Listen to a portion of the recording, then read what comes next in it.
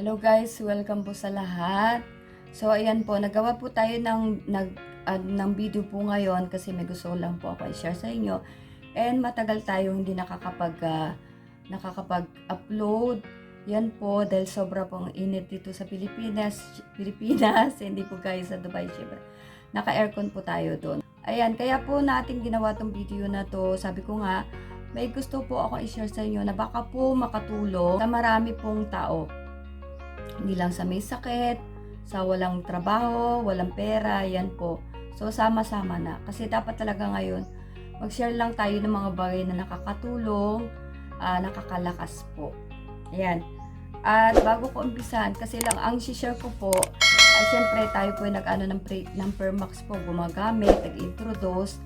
Ito po ay may kinalaman din sa Permax. And guys, bago pa tayo mag-start, disclaimer po muna. Ang Permax Tree Cream po ay licensed under cosmetics po.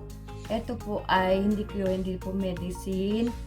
Nagkataon lang po talaga na magagaling po yung mga herbal ingredients po na ginamit po sa kanya. And yung technology po, na ito na yung makabagong scalar energy tsaka nanotechnology po. Pasensya na dahil hirap pa rin tayo magsalita guys. Sabi ko nga, 5 months po akong walang Permax or 4 months may get po. And by the grace of God, dahil po sa ating pananampalataya po sa Panginoon, eto lang November 8 po, ang Diyos po naglaan po ng Permax. Kaya patuloy yung ating tiwala sa Diyos po. Kahit sinabayan po tayo, nakalagay sa abstract natin na imposible tayong gumaling. Dahil lalo pa after 2 days po yung operation natin sa ating pong brain at delikado nga yung pinutok ko ang ugat sa lugar na delikado. Kaya po iba yung stroke, hindi po natin pwede i-compare. Yan po, ako po ay para sa hindi nakakaalam, ako po ay hemorrhagic stroke survivor, magto 2 years na po ngayong December. So galing ako Dubai, umuwi po ako sa Pilipinas dito lang po June 2022 guys. Okay, yung stroke kasi lalo na pag di ka nag-exercise, parang babalik na naman po yung, kaya kailangan diretso. Ako po, simula ng March, nag-Permax, hindi na nga ako nag-exercise. At wala ko talagang time, sobrang busy po natin. Hindi pwedeng tumigil lang ang ating pagtatrabaho, paghanap ng pera. Dahil po, tuloy-tuloy yung pagkain natin, tuloy-tuloy yung mga pangangailangan. Yan po. Okay guys, so kahit isang paid pa lang, magaling si Permax, ako'y karanasan ko po.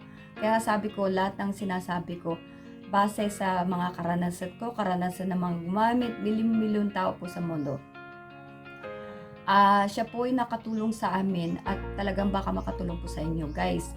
Ayan, i-share ko lang po sa inyo. Ako, anong dumating po nung last year nung June, nagsali po ako sa FB group, yung Stroke Survivor. Para tayo makakita po ng mga ginagawa nila exercise, diba? Bagamat sabi ko nga, bago nung March, dumating si Permax, katakot-takot ang exercise ginamit ko, ginawa ko, pati nag-therapy ako ng mga siguro 3 linggo. Yan, kasi mahal po ang therapy, lalo na sa Laguna. Yan, pero wala nga tayong budget, stop na yung therapy, nung dumating si Permax, pinag-pray natin sa Mala Presbyter Elias sa Palangka, at nanampalataya tayo. Ito po ang bigay ng Diyos sa atin.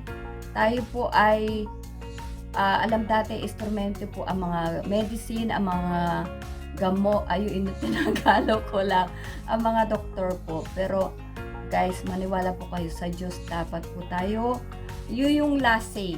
Kaya dapat po yung ating pananampalataya, pinapagtibay po natin.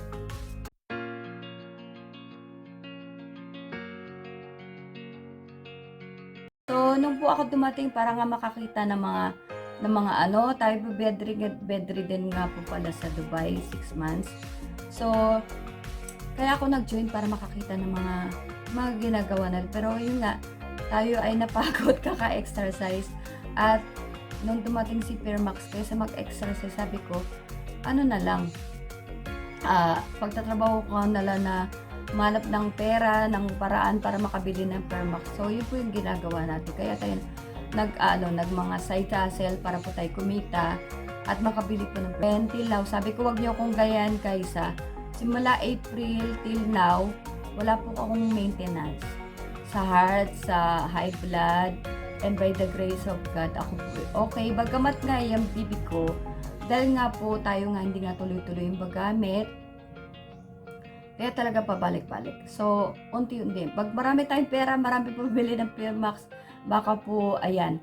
At hindi po siya magastos gamitin. Pero sabi ko nga, yun na i-share ko na leukemia, marami silang pambili, ginawa nilang parang lotion. Guys, kung ako po maraming pambili, gagawin ko rin po yun para mas mabilis gumaling. Di ba po? Although talaga motivate siyang gamitin. Yan. Option nyo lang po yan. So, marami ko nakita doon, guys. Pwede ba daw kainin yun? Pwede ba daw, bawal ba daw sa na-stroke yung ganyan.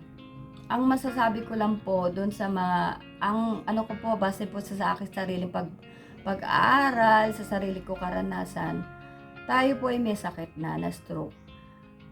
Pwede ka naman kumain. Ako po, lalo na nagka-Firmax ako. Siyempre maraming ang pag-aaral. In moderation na lang sana. Pagkain na matatamis, matataba, yan po. So, ingatan po natin ang sarili natin dahil ito po ay temple of God.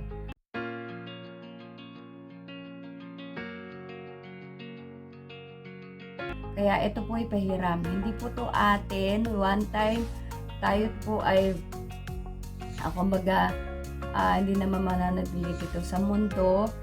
Una-una nga, kumbaga, diba?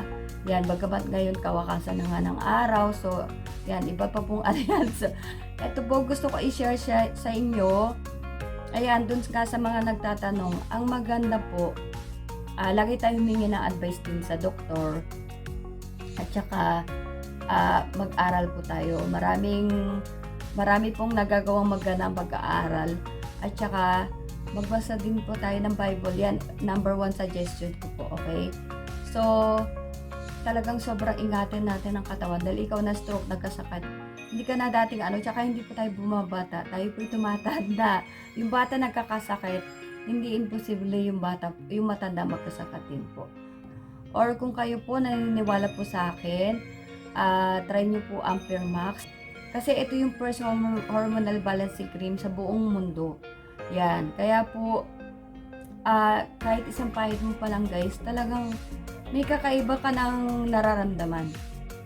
Kaya nga po, base sa pag-aaral ko rin dito sa product na to, sa mga RF3 World products, ako ay nakumbinse at base po sa aking pananampalataya. Kaya sabi ko, hindi ako nagbe-maintenance at wag niyo po akong gayahin kung kayo po ay matatakotin o kayo hindi niyo po na yung pananampalataya niyo, hindi na lang, kumbaga, ganun pinagpibay po ng Panginoon dahil ako po bayat-bayan nakikinig ng Word of God, glory to God po, at nanonood din po ng mga mensahe po, ng mga lingkod, yan po. So talagang busog na busog tayo sa Word of God, kaya po tayo tumibay, at saka syempre natatakot, totoo po yun, kaya lang nga pinapag-pray natin lahat ng bagay. So guys, kayo din po, kayo kung nabigyan ko yung another life, stroke survivor kayo, ano man po yung kalagayan nyo, ipagpasalamat Diyos sa Panginoon and ingatan nyo po yung ating sarili dahil po ito ay hiram. So yan, sa mga nagtatanong ganon, mas maganda ay consult po. At saka kung gusto nyo matry yung Firmax po, sa mga lalo na stroke na matagal na, till now, di nakakapagsalita, di nakakapaglakad, message po kayo. Yan, meron ako YouTube channel, FB page, kahit saan po, and yung profile ko po.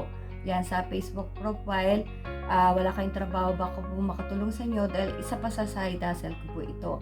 Ayun guys. And isa pa na ko po, gusto ko i-share sa inyo. May nakita ko sa YouTube, yung ALS po. Amyotrophic lateral sclerosis. Yan, isa siya si Michael Ian Montejo. Sa dulo ng video na to, i-share ko yung konti lang po na nakita ko doon. Siya ay dati kumakanta, yung band member, ngayon na lang call center dahil kailangan niya ring bumili ng gamot, pa-doktor, ganyan. Parang related po sa stroke kasi nga sabi niya hindi siya makahawak ng ballpen, ng mouse, ganyan. Nanghihina na yung katawan niya, mga buto niya, parang sobrang nanghihina. Tsaka yung brain yata, hindi ko na matandaan. Yan po.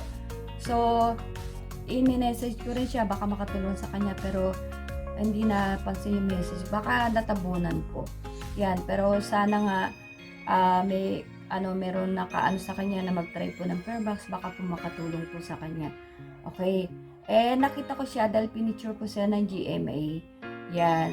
Sabi ko nga sa message ko, ako po ay wala matutulong pinansyal, pero baka po sa Fairbox po, baka po makatulong kasi milyon na po ang natulungan. At saka, ang Diyos talaga yung sa atin po. Instrument po talaga ang mga doktor, mga gamot. Pero, dapat masigit kang yung manampalataya sa magagawa ng Diyos. Dahil sa kanila, syempre bilang tao, yun yung kaalaman nila. Pero ang Diyos kasi yan kumbaga, iba yung kapangyarihan niya. Yung imposible magagawa posible, di ba?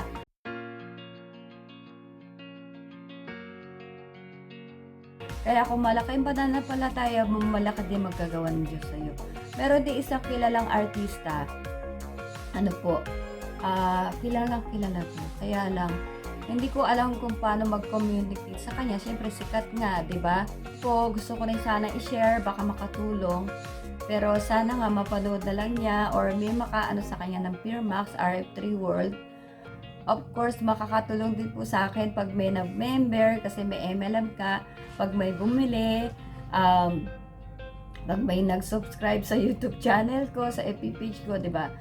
May nanonood, makakatulong talaga. Pero, nakikita ng Diyos yung nasa ng puso na, dahil syempre hirap ka eh. Alam mo yung feeling ng nahihirapan, di ba? Kaya ayaw mo nang maranasan nila yung naranasan mo. So, yun yung one way of pagtulong. Kaya po kayo, yan, sa dulo ng video na, iyan ko yung konting, yung kay Michael Ian Montejo. Yan, kaya po kayo, kung kayo po may pambili rin ng Fairbox, ng RF3 World products, huwag na kayong manghinayang sa pera, guys. Gamitin na natin kesa naman tayo ang mahirapan sa kalagayan natin, di ba po? Kung kayo may kilala po kayo or kayo mismo, may kilala kayo na na-stroke, may cancer, may tumor, autism po, may drug addicts, mga addict din sa sigarilyo po. Kasi sa Fairbox meron kaming testimony na dati siyang chain smoker po, pero ngayon hindi na, sa biyaya po ng Panginoon. Kasi talagang ang nito, pag medyo severe ka nga, dire-diretso yung paggamit mo lang. Kaso mo nga, super tipid.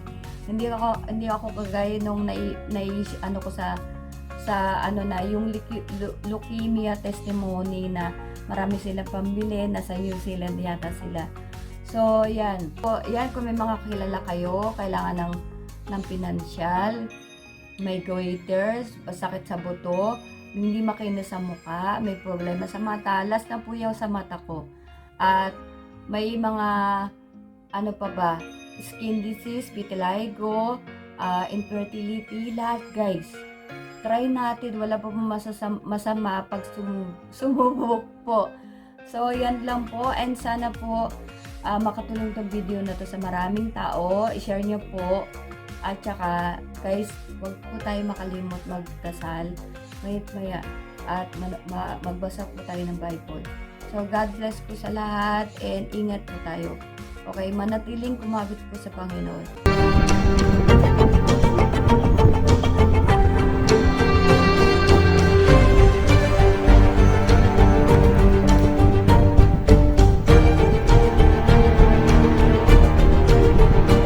Nabibitawan ko yung kutsara pag kumakain.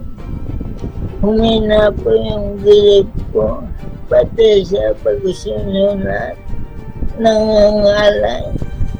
At pati yung maghawak ng mouse, yung pag-click ng mouse, double effort na po.